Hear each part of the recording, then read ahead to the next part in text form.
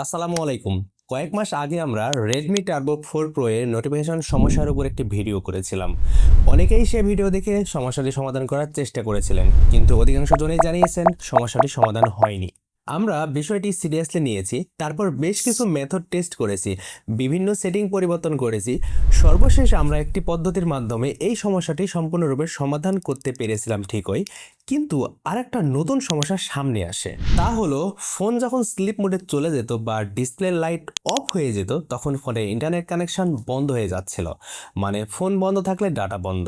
তাই আমরা আবার রিসার্চ শুরু করি, আর অবশেষে এমন একটি সহজ উপায় বের করেছি যেটাতে নোটিফিকেশন ঠিকঠাক মতো আসবে, কল মিস হবে না, আর ফোন বন্ধ থাকলেও ইন্টারনেট কানেকশন চলবে, কোনোভাবেই বন্ধ হবে না। তাহলে চলুন ধাপে ধাপে এই সিম্পল সেটিংটা দেখে নেই। আগের ভিডিওতে যা হয়েছিল তা হলো ব্যাকগ্রাউন্ডে অ্যাপটা রানিং ছিল, যার ফলে নোটিফিকেশান আসছিল। তো আশা করি আপনারা এবার সমস্যাটি পূর্ণাঙ্গরূপে সমাধান করতে পারবেন। তার জন্য যা করবেন তা হলো, যে অ্যাপ থেকে নোটিফিকেশান চাই সেই অ্যাপটির ওপর ট্যাপ করে ধরে রাখবো। এরপর আই বাটন আসবে, এটাতে ক্লিক দেবো, দিয়ে আমরা অ্যাপটির সেটিংয়ে যাব। যে অটো স্টার্ট বলে একটা বাটন আছে, এটাকে আমরা এনেবল করে দেবো। এরপরে কি করব, আমি এই ফোনের হোম পেজে যাব, হোম পেজটি ট্যাপ করে ধরে রাখবো। তারপর এখানে আমি সবার নিচে উইজেস্টে ক্লিক করব।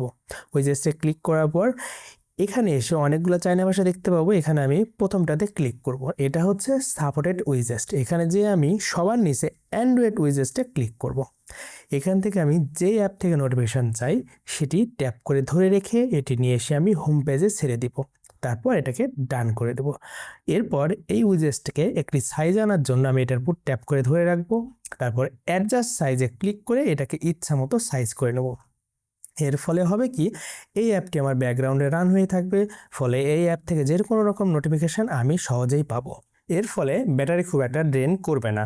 এরপর আমরা কি করব, যে অ্যাপ থেকে নোটিফিকেশান চাই সেটাকে ট্যাপ করে ধরে রাখবো। তারপর আই বাটনে যেয়ে নোটিফিকেশান সেটিংয়ে যাব। এখানে যদি কোনো কিছু অফ থাকে সেটা অন করে দেব। তারপরে আমরা ম্যানুয়ালি চেক দেবো, যদি কিছু অফ থাকে সেটা অন করে দেব। তারপর আমরা কি করব, ব্যাকগ্রাউন্ডে থাকা সব অ্যাপগুলোকে আমরা রিমুভ করে দেব। এরপর আমরা কি করব, টেস্ট দিয়ে দেখব যে আসলে কাজ করছে কিনা। দেখেন ব্যাকগ্রাউন্ডে কোনো রকম অ্যাপ নেই। আমরা এখন এটাতে একটা মেসেজ দিয়ে দেখব নোটিফিকেশান আসে কিনা। এখান থেকে একটা মেসেজ করলাম, এই দেখেন নোটিফিকেশান চলে আসছে, মেসেজ দেখাচ্ছে। এরপর কি করব, আমরা একটা কল দিয়ে দেখব যে নোটিফিকেশান আসে কিনা। যে কল দিলাম, দেখেন নোটিফিকেশান শো করছে। আমি আপনাদের সমস্যা সমাধানে যে সলিউশনটা দিলাম এটা আসলে পার্মানেন্ট না। এটা ঠিক করার পর বেশ কিছুদিন পরে যদি আপনাদের আবার এই একই রকম সমস্যার সম্মুখীন হইতে হয়, তাহলে অবশ্যই আপনি সেটিং থেকে যেয়ে দেখবেন অটো স্টার্ট বাটনটি অন আছে কিনা। যদি অন না থাকে তাহলে এটি অন করে দিবেন। তাহলে আশা করা যাচ্ছে বেশ কিছুদিন আপনি এই সমস্যার সম্মুখীন আর হবেন না। ভিডিওটি যদি আপনার একটু হেল্পফুল হয়ে থাকে তাহলে অবশ্যই একটি লাইক দেবেন, কারণ আপনাদের সাপোর্ট আমাদের ডিটেলে রিসার্চ করতে অনুপ্রাণিত করে। এই ধরনের টিপস অ্যান্ড ট্রিক্স পেতে মোবাইল দোকান চ্যানেলটি সাবস্ক্রাইব করে রাখুন। আর আপনার যদি কোনো সমস্যা থাকে তাহলে অবশ্যই সেটি কমেন্টে জানাবেন। তাহলে দেখা হবে নেক্সট কোনো ভিডিওতে। সে পর্যন্ত ভালো থাকবেন। আল্লাহ হাফেজ।